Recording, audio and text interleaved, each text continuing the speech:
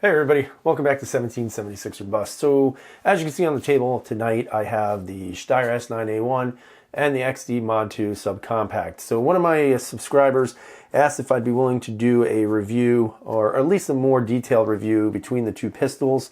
Apparently he has an XDM and was looking to maybe possibly getting a Steyr, so he wanted me to do more of a descriptive overview of both handguns. So what I'm going to do, I'm not going to go through all the big details. You guys can look that up on your own online by going to each website. And, I don't have any calipers or any of that other stuff. So I'm just going to go by what feels right in my hand and as to why. And what are some of the noticeable differences that I see between each handgun. Now, to start off with, the big one I'm going to start off with right now first is going to be weight. Now, the weight between the two is not really that much or that significantly different. The XD Mod 2, if you're using the flat-faced mag for the 9mm, which this is right here, it actually weighs 26 ounces. So, it's not a light gun, but it's also not a super heavy gun. So 26 ounces, is a pretty kind of chunky monkey, so to speak. So it's not too heavy, but it's not too light. Some people don't want anything that heavy to carry. Me, I don't really personally care, because as long as you have a good holster and a good belt, it'll hold its own.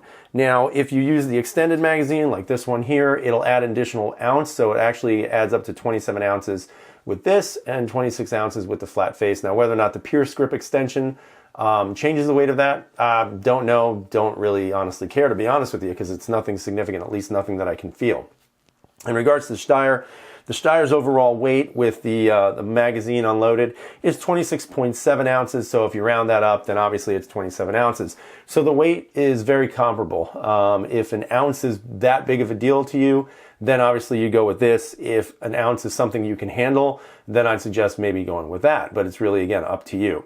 Now, in regards to some of the other differences, the shape of the gun is slightly different. And it's not too significantly different, to be honest with you. Now, of course, when you look at the XD Mod 2, you'll notice that you kind of get that little curve in the back here. There's a small hump, but it's not very pronounced. Now, I will tell you, the gun is extremely comfortable in the hand. I definitely think that Springfield did a nice job when they redesigned the XD line and created this one. However, the XDs are still available, but if you're going to go with one, I would definitely suggest going with the Mod 2. Again, the Mod 2 also came with that, what some people would think a tacky grip zone sign here.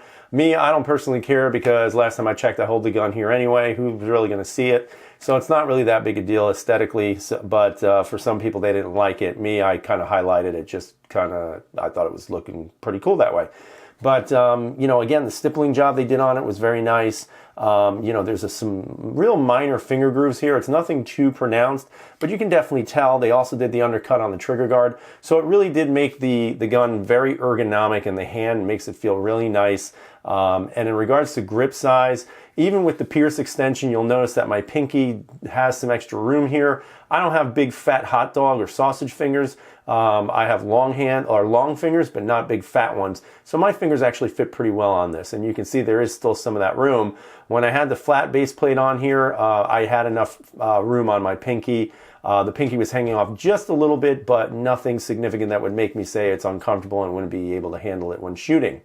Again, safety features are a big deal. If they're big to you, you have your grip safety here. You also have your trigger safety and, of course, a series of internal safeties as well, which is very common on striker-fired pistols now, so that if you drop them, they don't go bang, which is always very helpful.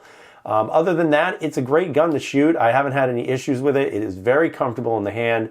Manageable recoil. Again, one of the things that I think is a downside to the XD series, which some people agree with, some people don't care, is just the slide height. It is pretty high on the hand, even though you can get a very nice, good grip on it, and your hand does come up pretty high underneath it.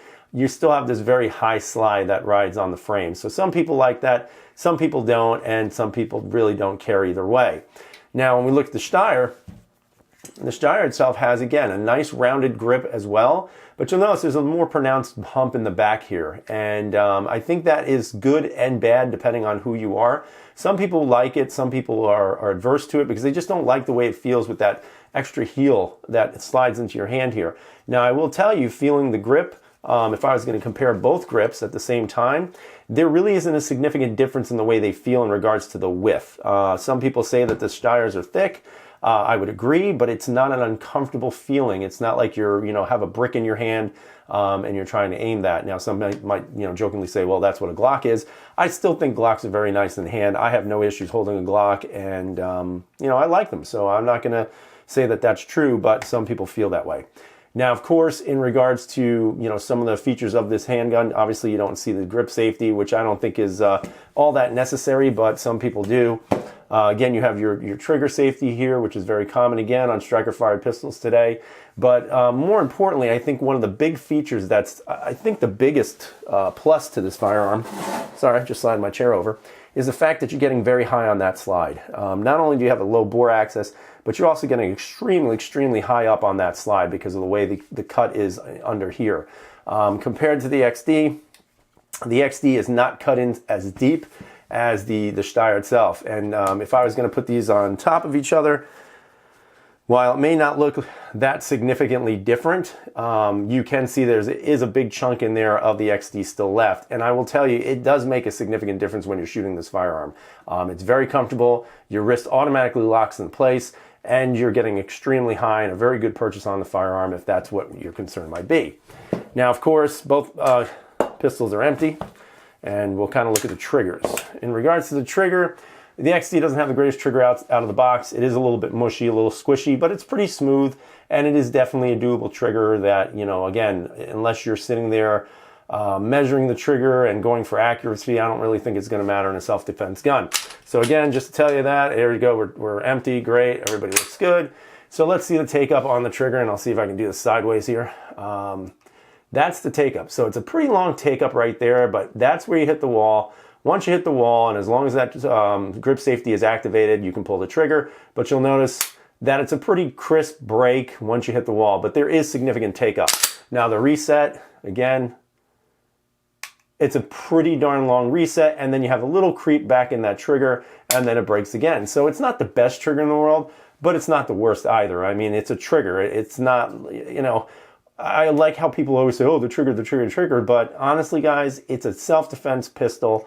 If you have to use it, you're not going to be thinking about the trigger pull. You're going to be thinking about how the hell did I get myself in this situation, and how the hell do I get myself out of the situation.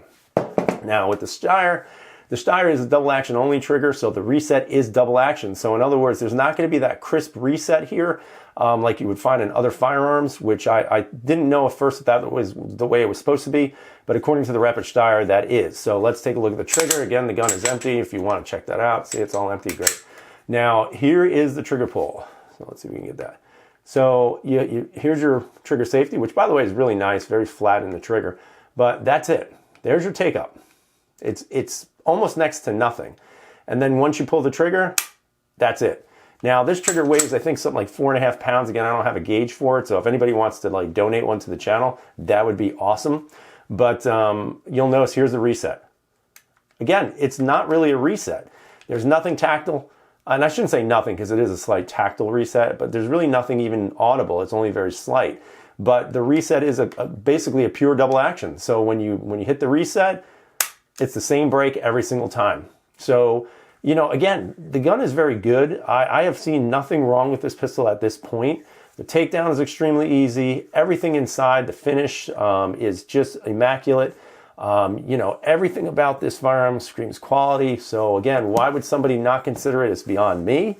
However, if I was going to choose between the two, it would be a tough choice because this shoots really well and this shoots extremely well. But if I had to choose between the two, I'm choosing the Steyr, and I'll explain why. The big reason for me is just the way this gun sits in your hand. Again, your hand sits extremely high, very, very soft shooting gun, very flat kind of impulse in the recoil, especially for a 9mm. That's not a big deal. And I just find it to be very comfortable to shoot, very comfortable to hold, and it's a very natural feeling gun. It's probably the most natural feeling gun I've ever felt, and that's, again, just my personal opinion. Now, I will caution you, there is almost next to nothing for aftermarket support for this firearm. You're not going to find any trigger kits. You're not going to find a tremendous amount of holsters. Hell, you're not going to find a tremendous amount of sights. Right now, you can find Trigicons, and you can find TrueGlow TFX Pros, and that's it. Right now, I've talked to a couple of holster companies, and they're seeing if they can make some Kydex, if they can get a mold for it, and they're going to let me know. But I'm not going to share any info with you on that just yet until I know for sure. You know, right now I do have the hidden hybrid one, and that's the only one that I've been able to find. I know Vetter does make them, but again, I'm going to look around and shop around first and see what else I can find. Overall, both great pistols. Size difference wise, and this is probably the last thing that I cover with you, is in regards to the grip. With both magazines in, you can see that with the Steyr, I get a full purchase on this gun. Again, I don't have sausage fingers, so I'm lucky that way. But you'll notice that the finger is just basically right above the magazine. So I'm not necessarily worried about pinching it or anything like that. So that's not a big issue. And of course, with the Mod 2, you can see that with my hand fully in there, I have plenty of room there. So I would say that with the flat base plate, you have less room on the grip than you would on the Steyr. The Steyr gives you basically a full-size grip, or at least a compact grip for handling the firearm. As I've compared before, it's just slightly smaller by a hair to the Glock 19 and slightly bigger than the XD Mod 2, and definitely a lot bigger than the Glock 26. So I hope you guys enjoyed that review. Hopefully, Anthony Vargas, if you've watched this, you now get an idea of which gun you would prefer to shoot. I will tell you they're both fine shooters, both fine quality firearms. I would tell you that the only, in my opinion, the only thing that the XD line is superior in is the fact that there's much more aftermarket stuff for this firearm as opposed to this firearm. So I hope you guys have a great night. Stay safe out there. And as always, freedom is never free.